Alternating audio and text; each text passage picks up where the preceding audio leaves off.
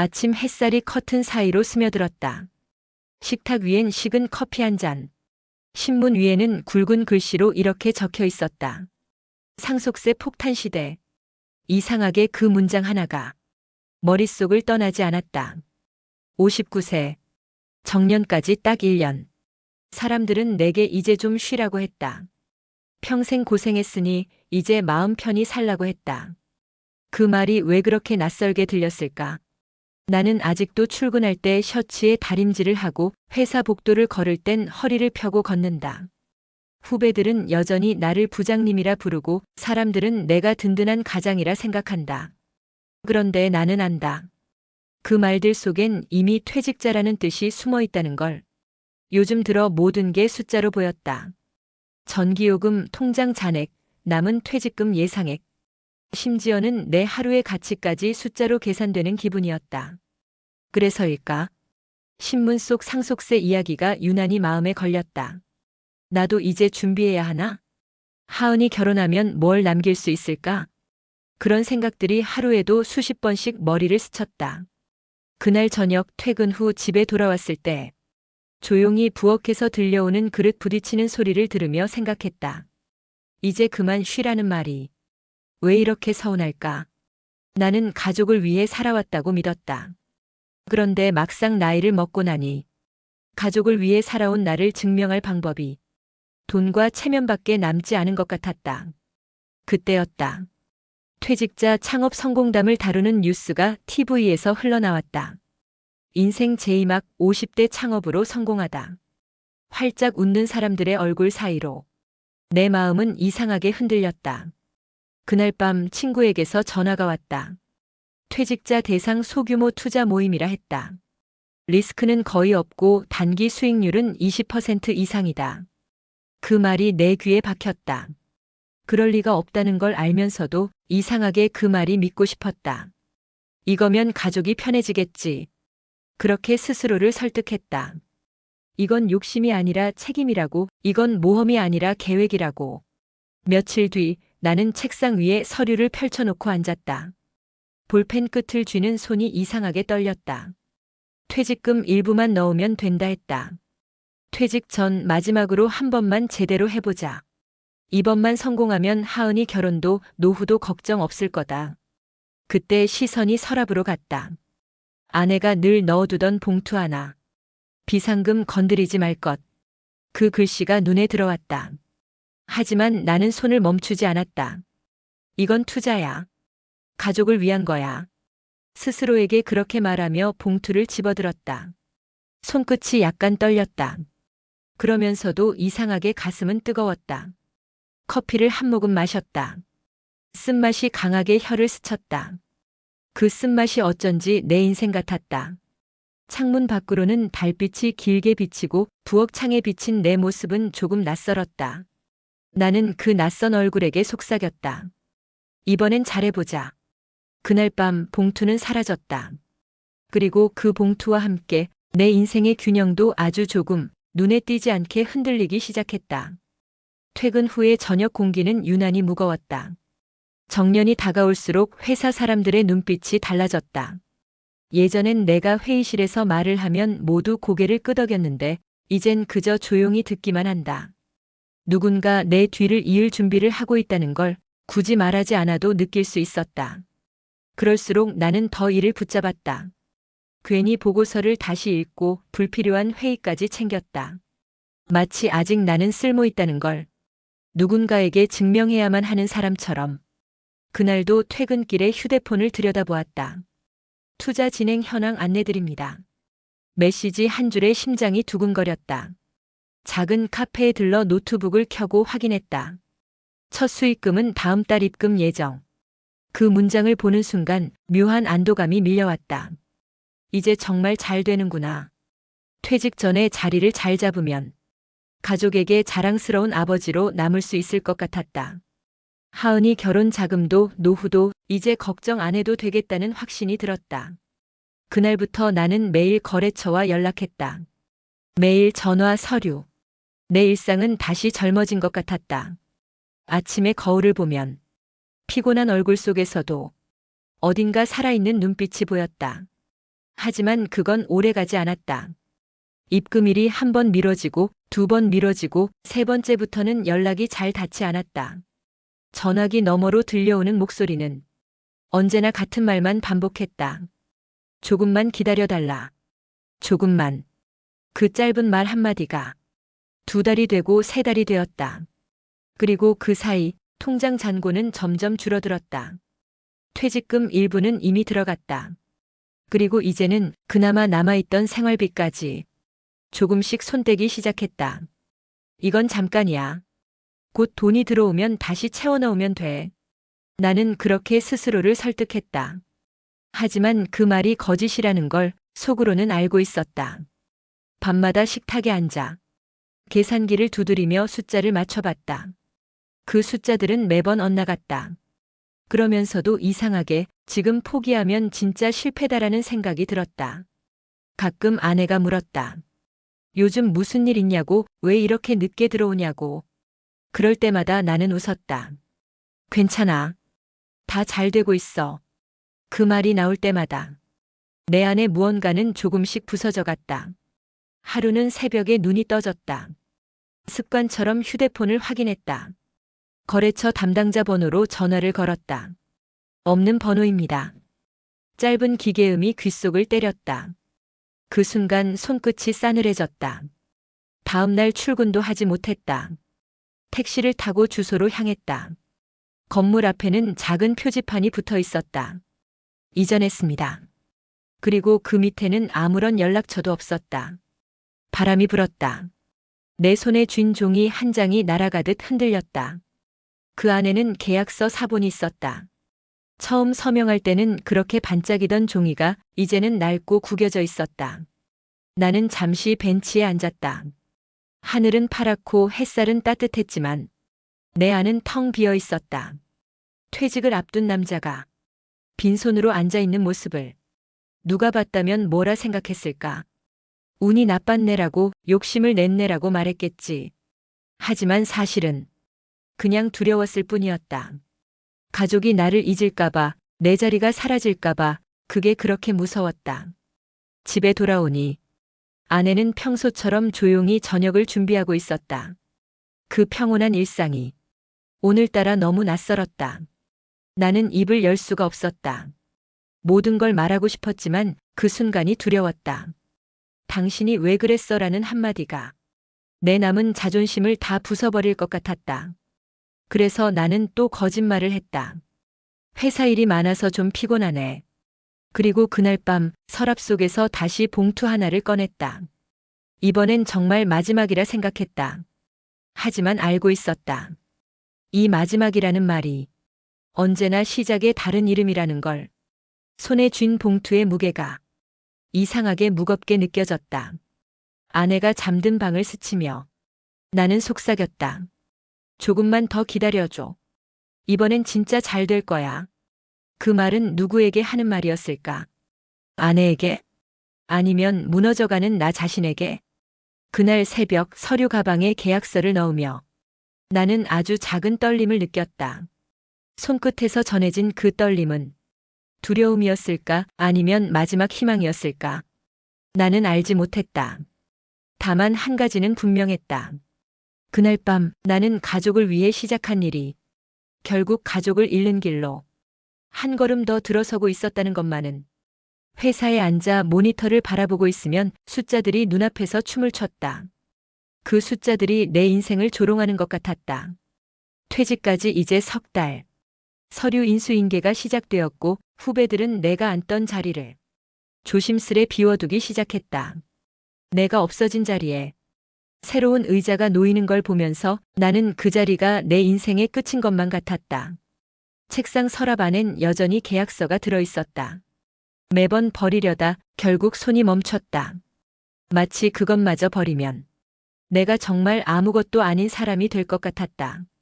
점심시간이 되면 사람들이 웃고 떠드는 소리가 복도 끝까지 들려왔다. 나는 일부러 식당으로 가지 않았다. 근처 공원 벤치에 앉아 편의점 도시락을 먹었다.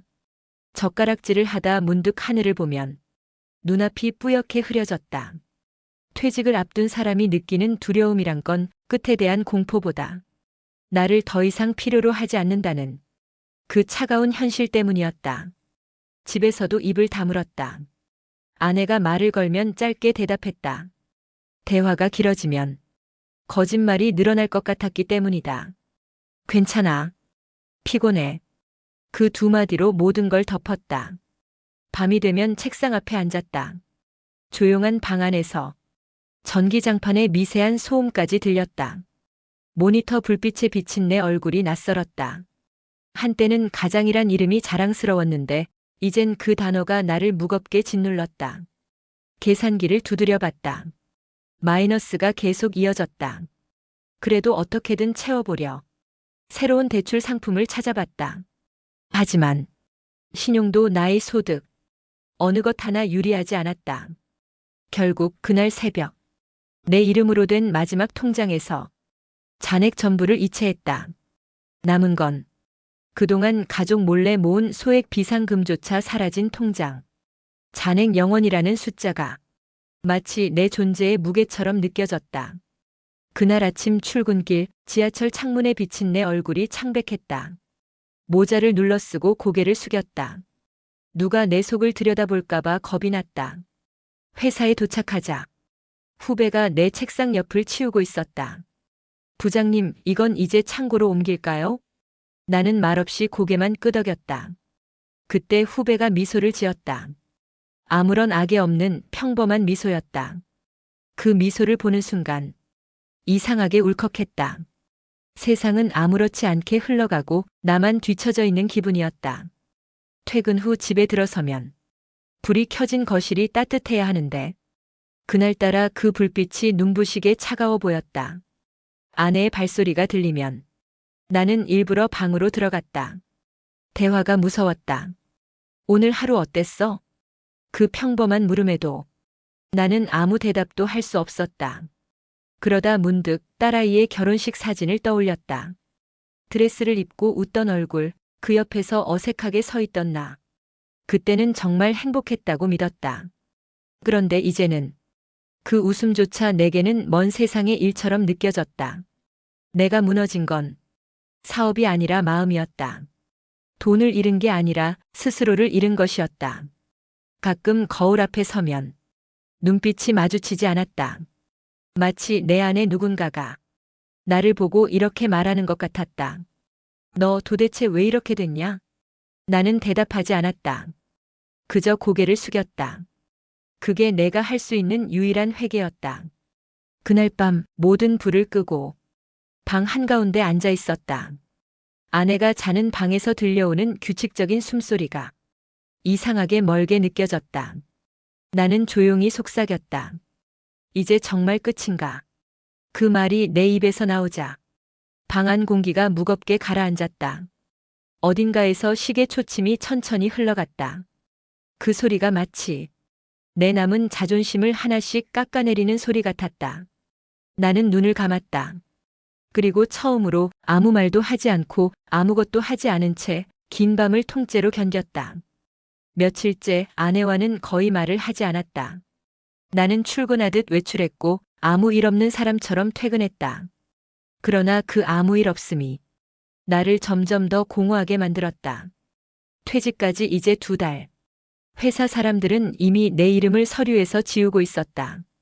누군가 내 자리를 대신 채우는 걸 보면서도 이젠 아무 감정이 들지 않았다. 그저 모든 게 천천히 나를 밀어내는 느낌이었다. 세상이 나를 정리하고 있었다. 어느 저녁 집에 일찍 도착했다. 불 꺼진 거실엔 약간의 먼지 냄새와 식어버린 밥 냄새가 섞여 있었다. 나는 그냥 소파에 앉았다. 그리고 오래도록 멍하니 있었다. 얼마나 시간이 흘렀을까? 문득 눈에 띈 건 작은 서랍장 위의 수첩이었다. 아내가 늘 손에 들고 다니던 하얀 천 커버의 얇은 노트. 호기심이 아니라 그냥 이유를 모르겠는 마음으로 나는 그 수첩을 펼쳤다. 첫 장에는 오늘도 밥을 했다. 짧은 문장들이 이어졌다.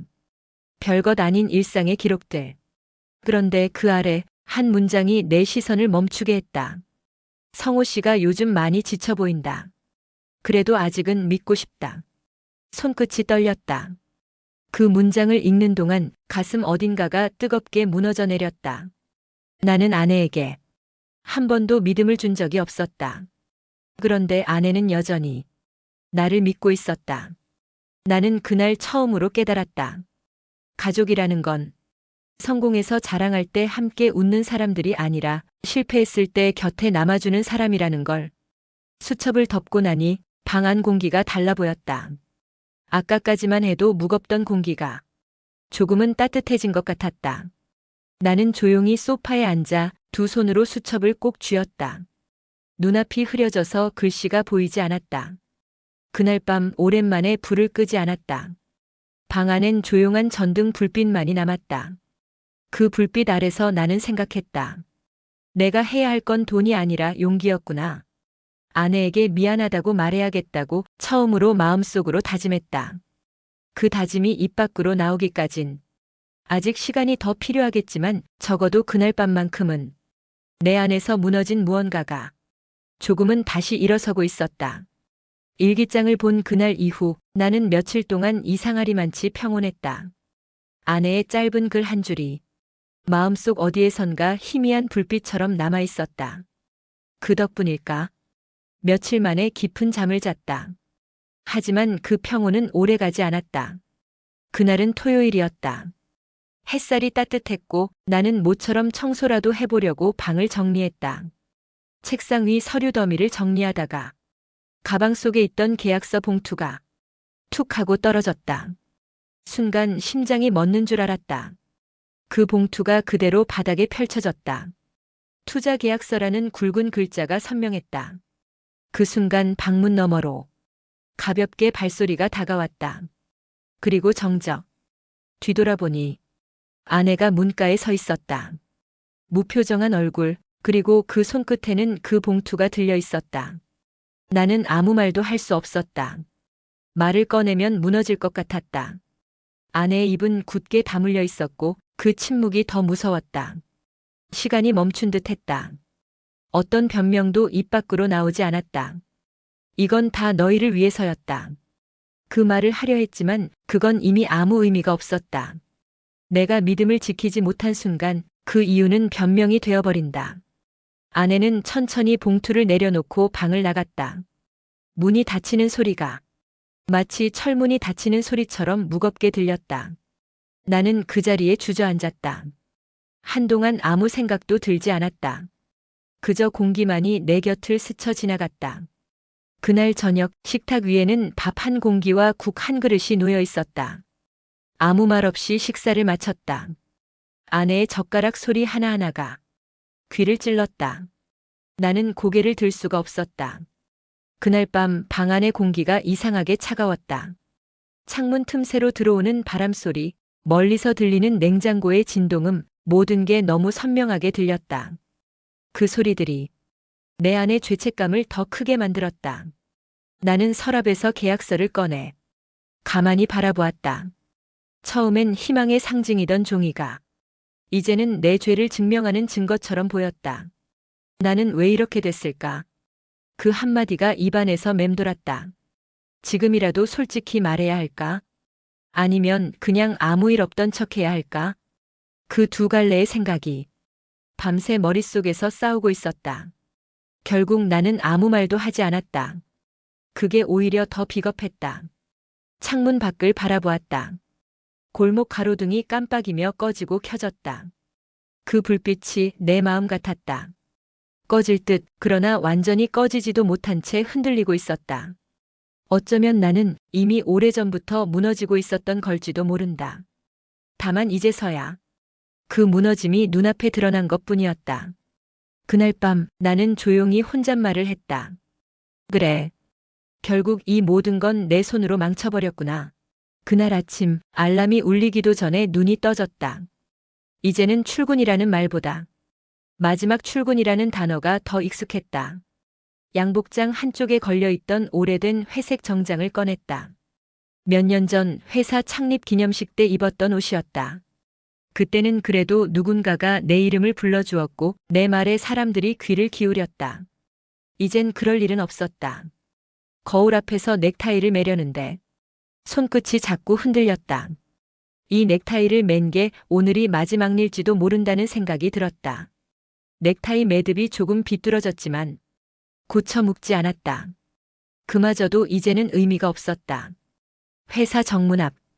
예전엔 익숙한 풍경이었는데 오늘따라 모든 게 낯설었다. 경비 아저씨가 나를 보며 인사를 했다. 그 인사가 이상하게 멀게 들렸다. 세상은 여전히 움직이는데 나만 멈춰 있는 기분이었다. 회의실 문 앞에는 퇴직식이라는 종이가 붙어 있었다. 문을 열자 조용한 박수가 들렸다. 30해 동안의 시간을 박수 몇 번으로 마무리하는 순간이었다. 누군가 내게 꽃다발을 건넸다. 핑크빛 포장지 그리고 리본. 그동안 고생 많으셨습니다. 익숙한 말인데 오늘은 그 말이 이상하게 아팠다. 내 손에는 꽃다발 대신 계약서 한 장이 쥐어져 있었다. 아무도 그걸 보지 못하게 손끝으로 꼭 구겼다. 종이가 손바닥 안에서 부서지는 감촉이 느껴졌다. 내 차례가 되었다.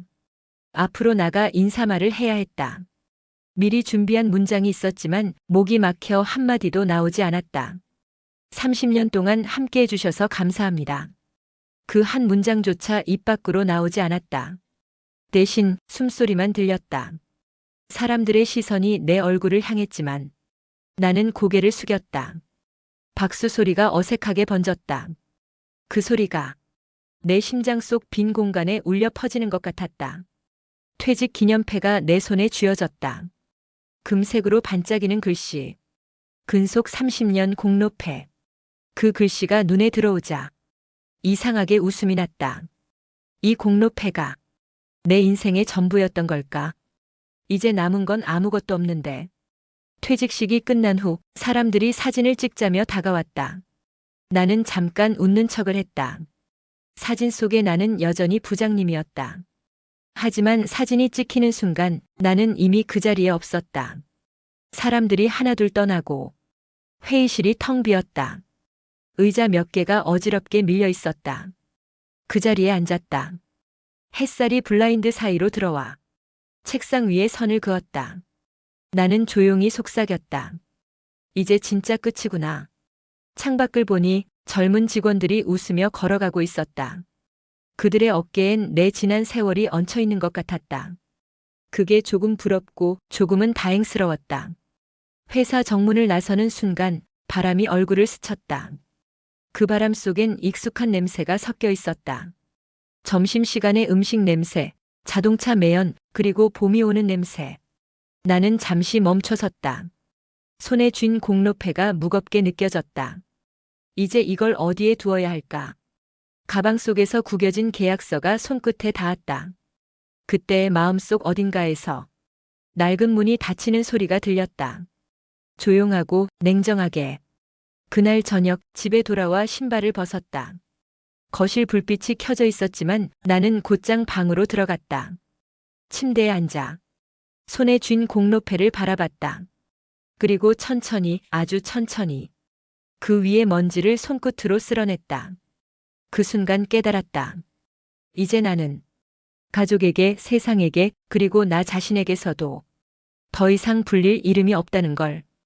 퇴직 후 시간은 이상하게 흘렀다. 하루가 길었고 또 너무 짧았다. 아침에 일어나면 해야 할 일이 없었고 밤이 되면 그저 피곤했다. 시계를 보면 늘 같은 시각 같았다. 나는 무언가에 쫓기듯 하루를 흘려보냈다. 누군가에게 불려다니던 인생이 끝나자 아무도 나를 부르지 않았다. 거실 한쪽 퇴직식 때 받았던 공로패가 여전히 그 자리에 있었다. 먼지가 쌓여갔다. 나는 일부러 닦지 않았다. 그 먼지가 내 지난 세월의 무게 같았다. 며칠 전 딸의 결혼식이 있었다. 하객들의 웃음소리, 플래시 터지는 빛, 그리고 드레스 사이로 보이던 딸의 얼굴. 그 순간에도 나는 웃지 못했다. 아름답다는 생각보다 그저 멀게 느껴졌다. 식이 끝나고 사람들이 하나둘 떠난 예식장 한켠에 앉아 있었다. 꽃향기와 잔잔한 음악 그리고 싸늘한 의자 위에서 나는 다시 내 손을 바라봤다. 빈손이었다. 끝내 아무것도 쥐어주지 못한 아버지의 손. 그날 밤 집에 돌아왔을 때 현관 앞에 작은 봉투가 놓여 있었다. 내 이름이 또박또박 적혀 있었다. 하은이가 쓴 글씨였다. 손끝이 떨렸다. 조심스럽게 봉투를 열었다. 아빠, 어릴 때는 아빠가 세상에서 제일 든든했어요. 지금도 그 마음은 같아요. 돈이 없어도 실패해도 아빠는 우리 가족의 자랑이에요. 아빠가 있어서 엄마가 웃을 수 있었고 나도 사랑이 뭔지 배웠어요. 그 문장을 읽는 순간 눈앞이 흐려졌다. 나는 숨을 고르려 했지만 목이 막혀 아무 말도 나오지 않았다. 눈물이 한 방울씩 무겁게 떨어졌다. 그 눈물은 미안함이었고 후회였고 그리고 구원이기도 했다. 나는 그날 처음으로 울었다.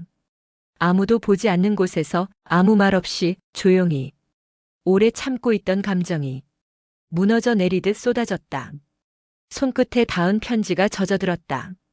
글씨가 번지고 있었지만 그 안의 따뜻함은 더 또렷하게 느껴졌다. 그때 깨달았다. 가족이 나에게 원한 건 돈도 체면도 성공도 아니었다. 그저 아빠가 아빠답게 살아주는 것, 그 하나뿐이었다. 나는 편지를 접어 가슴 주머니에 넣었다. 그리고 거울을 봤다. 오랜만에 내 얼굴에 미소가 비쳤다. 그 미소가 완전한 행복은 아니었다. 하지만 아주 오랜만에 살아있다는 느낌이 들었다. 그날 밤 나는 아내와 나란히 앉아 딸의 웨딩 영상을 함께 봤다. 우리는 아무 말도 하지 않았다. 그냥 화면을 바라보며 조용히 웃었다. 그리고 마음속으로 말했다. 고맙다, 하은아. 아빠 다시 시작해볼게. 봄이 다시 왔다. 겨우내 내 방 창문에 매달려 있던 먼지들이 햇살 속에서 반짝였다. 한동안 세상이 멈춘 줄 알았는데 밖에선 여전히 새소리가 들렸다. 그리고 그 소리가 이상하게 반가웠다. 퇴직 후 몇 달 나는 아무것도 하지 않았다. 시간이 많다는 건 처음엔 달콤했지만 곧 무서워졌다. 하루 종일 앉아만 있으니 몸보다 마음이 먼저 녹슬어갔다. 그때 딸의 편지를 다시 읽었다. 편지는 여전히 구겨져 있었고 글씨는 눈물 자국에 번져 있었다. 하지만 그 안의 문장은 여전히 따뜻했다. 아빠가 있어서 엄마가 웃을 수 있었어요. 그 문장을 읽을 때마다 이상하게 힘이 났다. 그 한 줄이 내 하루를 붙잡았다. 그래서 아주 작은 일을 시작했다. 집 근처 골목 모퉁이에 작은 자전거 수리점을 냈다. 낡은 간판, 오래된 공구, 그리고 하루 서너 명의 손님. 누가 봐도 초라한 가게였지만 내겐 그곳이 세상의 중심이었다. 아침마다 셔터를 올릴 때 기계 냄새와 먼지 냄새가 코끝을 스쳤다. 이 냄새가 이렇게 좋게 느껴질 줄은 몰랐다. 누군가의 자전거를 고쳐주며 감사 인사를 들을 때면 그게 내겐 가장 큰 보상이었다. 점심때면 아내가 도시락을 싸왔다. 예전엔 그 도시락이 피곤한 일상의 상징이었는데 이젠 하루의 기쁨이 되었다. 우린 말이 많지 않았다. 그냥 나란히 앉아 밥을 먹었다. 밥 한 숟가락, 된장국 한 입. 그 평범한 맛이 어쩐지 눈물 나게 좋았다. 가게 한쪽 벽에는 딸이 결혼식 때 찍은 사진이 걸려 있었다. 하얀 드레스, 그리고 활짝 웃는 얼굴. 그 아래엔 짧은 메모가 붙어 있었다. 아빠 화이팅. 가끔 손님이 없을 때면 그 사진을 바라보며 웃었다. 이제는 더 이상 잘해야 한다는 생각보다 오늘 하루를 무사히 보내자는 마음이 컸다. 퇴근 무렵 해가 질 때면 가게 문 앞에 서서 붉게 물든 하늘을 바라봤다. 지나가는 바람 속에 먼지 냄새와 어린 시절의 기억이 섞여 있었다. 그때마다 내 안의 목소리가 조용히 말했다. 이 정도면 됐다. 그래도 여기까지 왔잖아. 어느 날 아내가 내 낡은 지갑에 작은 쪽지 하나를 넣어두었다. 저녁에 지갑을 열었을 때 발견했다. 흰 종이 위에 이렇게 적혀 있었다. 당신이 있어서 여전히 든든합니다. 그 글씨를 보는 순간 가슴 한가운데서 무언가 뜨겁게 올라왔다. 나는 그 종이를 접어 지갑 속에 다시 넣었다. 지금도 그 자리에 있다. 어쩌면 그게 내 인생의 마지막 재산일지도 모른다. 밤이 되면 조용히 가게 셔터를 내린다. 철문이 내려가는 소리가 들릴 때마다 오늘 하루가 마무리되는 기분이 든다. 그리고 나는 미소 짓는다. 내일 아침 다시 셔터를 올릴 수 있다는 사실 하나로도 충분히 감사하다.